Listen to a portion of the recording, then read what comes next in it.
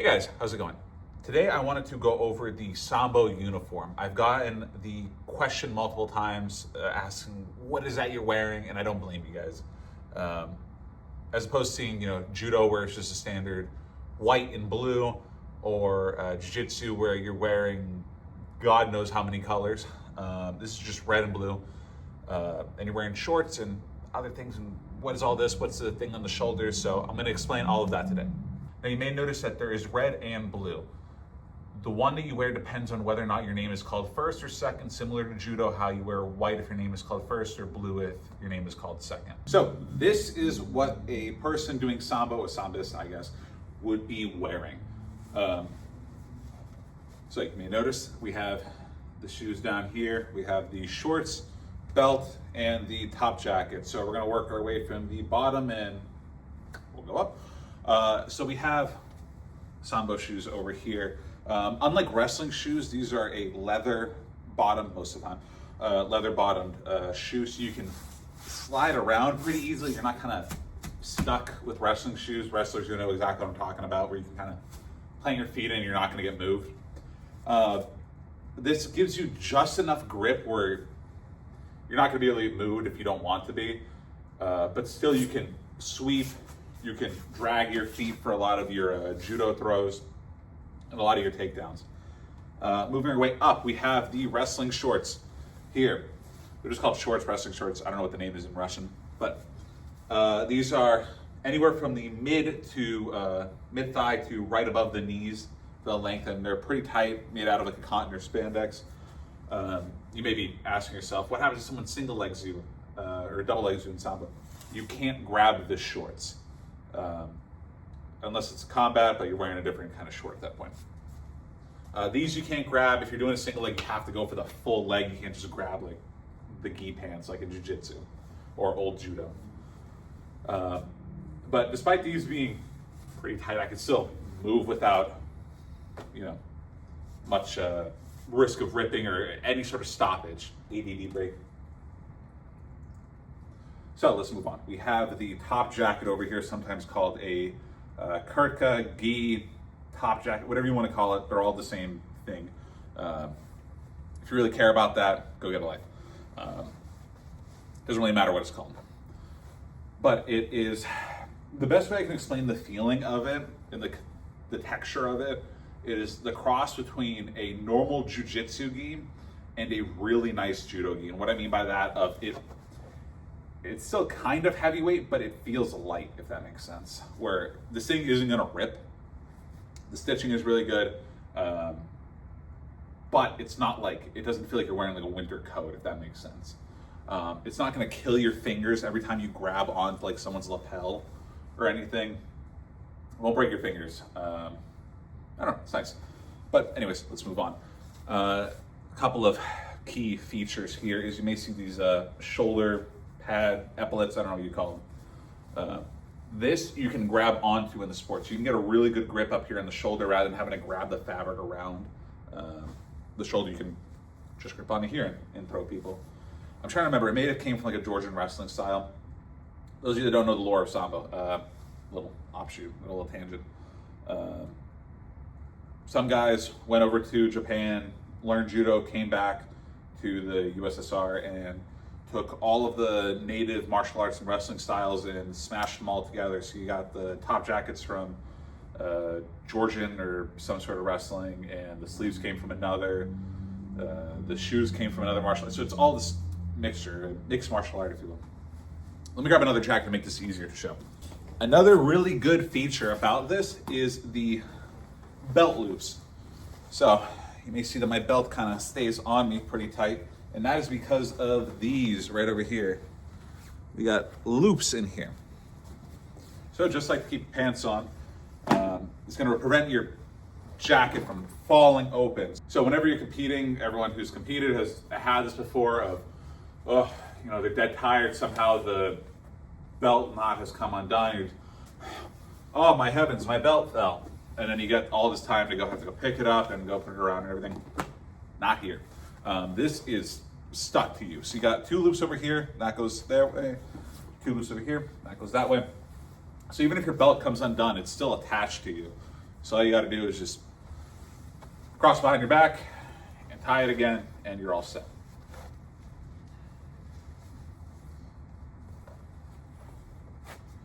Some other things to note. Women obviously have to wear a shirt underneath, a white shirt, just like in Judo. Combat Sambo, I don't have all my equipment with me. I loaned it off to a friend, but it looks like this, where you have, I'm assuming I have the actual proper photo of it, but you see someone has the headgear, the gloves, and the shin pad, and what you're not seeing is the cup, obviously, and the mouth guard that's in their mouth. So this particular uniform that I'm wearing is from Stells. It's in a sponsorship. They're pretty good. The guy that I text back and forth with, despite being a little abrasive, cool guy. So I'm gonna go down the list of manufacturers and where you can get one if you live in the United States. If you live in Europe, it might be a little different story, but I'm in the US right now. We got Stells. They're pretty good. Like I said earlier, the guy that I text back and forth, a little abrasive, but he's cool. Prices are a little high, and I'll get to why that is. But overall, you're getting good quality stuff. The only problem that I had is I ordered some pair of shoes, didn't come in the right size. Whatever, I just sent them back. All good. Next, we got Absolute Force. This is gonna get me canned, but they are absolute trash. The Kurkas will fall apart and disintegrate at an instant. It's to the point where the International Federation got rid of them because they just weren't holding standards. But the Kurkas fall apart pretty easily. Same thing with the shoes; they'll fall apart. They look like clown shoes. After that, we have SamboGear.com. They have Kiprish, I don't know what they're called. Oh, wait, I got a second.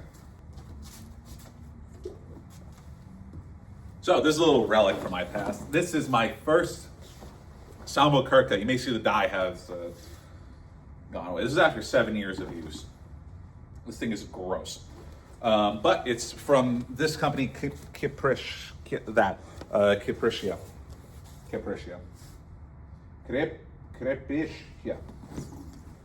Anyways, it's a nice jacket. I'm going to share a little story later about this, but these things hold up really well. It's kind of the gold standard for them. Russian made ones, which meaning at the time of recording this video, the war in Ukraine, war in Russia, not over yet. Meaning that it is really difficult to get them. If you can get them somehow, those are probably the top-notch, the best ones that I have ever had. Same thing with the shoes. Awesome quality with all the stuff they have. Shorts, same thing. Awesome quality. Get you a pair if you can find them. However, again, it's impossible to get them right now. But SamboGear.com is the ones that sell them within the US. Somehow they get it past customs. I got no clue. Enjoy waiting 30 days for Russian postage, which sucks to get it to you. But after that, we have Green Hill Zone. I don't have the Kurka because I gave it away. Same thing with the shoes, they kind of disintegrated after a little bit. But the Kurka, pretty good. Same thing with the shorts. It's really hard to go wrong with spandex shorts, like spandex and cotton mix shorts. Yeah, all those companies, that's my formal take on them. You may notice, or you may find a Sambo uniform, whatever, that has this at the end of it, which hopefully this thing is not mirrored. That is mirrored. Okay, I'll fix that in post for me. But that says FIAS approved. And essentially what that means is FIAS is the international governing body, same thing like FIFA or whatever, the governing body for Sambo across the world. And they have essentially said, yep, this manufacturer is good, stamp of approval, manufacturer sends money to maintain a license, maintaining some sort of, whatever, standard. That's the idea of it. I'm not going to say anything more about that, but that's the idea of it. And that's why you have these high costs, because the license costs a lot of money. If you're competing within the United States or just within your country, the FIAS approved thing does not matter. Same thing if you went to like a IJF event or IBJJF event, whatever. So long as it's not nationals or like an international tournament, nobody cares. They're supposed to, but nobody really cares that much. You could show up with whatever, and so long as it's long enough, you can shove your hand in there and it actually fits you, and it's actually red and blue and a couple other requirements, you're not messing up, you're solid. You can wear whatever you want. And the same thing, if you want to get into the sport and the cost is turning you off of like this, I think, on like Stell's website, which is one of the ones I recommend, is like $100-something. If you can't afford that, talk to your coach or like the place you want to go to and say, hey, I really want to get into the sport, but it's a huge investment for you to get into it. They'll probably let you get away with just wearing like a judo gi that you can find on Amazon for like $40-50. You don't really need that much with it. After you get into sport and after you want to compete a little bit, yeah, you should look nice. But one other thing I forgot. You may notice in the back of mine, it says my last name and USA. Again, if you're competing at an international level tournament, this is for the Pan American Sambo tournament. I had to buy all this stuff. You have to get these. Essentially just to mark out your country and stuff. That I understand. You don't need it. Anyways, that was the whole of the Sambo uniform. If you have any questions, let me know. Take care.